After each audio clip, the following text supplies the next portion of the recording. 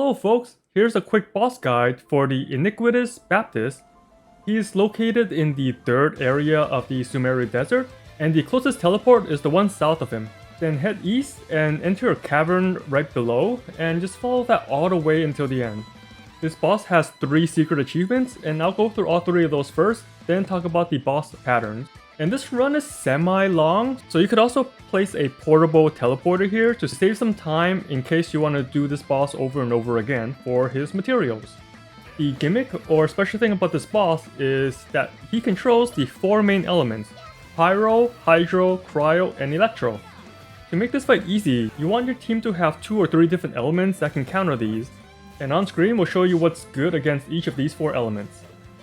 For the first achievement, you need to destroy all 3 little crystals that he spawns at the beginning. The crystals will break in 1 hit from any of the elements it's weak to, or 2 to 3 hits on neutral ones depending on the element's units. Pretty simple achievement once you know what to do. For the second achievement, you'll need to beat the boss without breaking any shields. There are 2 ways to do this. The first method is great with a very strong team. When you break the 3 crystals mentioned in the first achievement, the boss will be stunned for about 8 seconds, and that's your opening to do as much damage or even kill the boss outright. You can always eat some food buffs to be a little stronger as well. If you don't defeat the boss within this one opening, then the boss will cast a shield on himself for 20 seconds. If you don't destroy the shield, he'll remove it and then switch to the next shield. And when that shield is gone, that is your chance to do more damage to the boss to defeat it without breaking the shield for this achievement.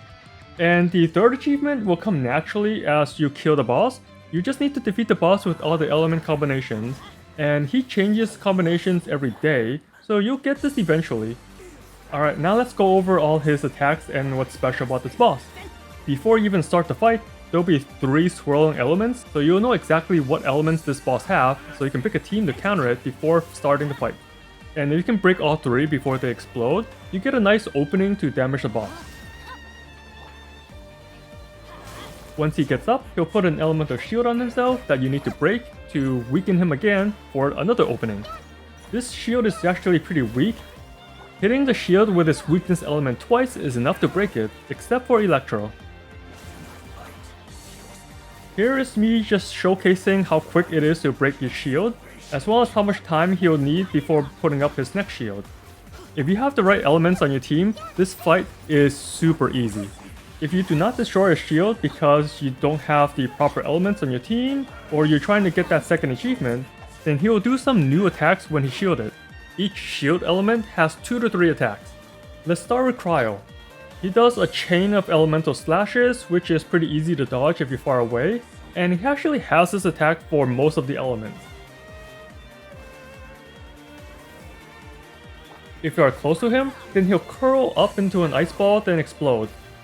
The AoE is pretty small, so just move away from him a little bit and then move back in once the explosion is done.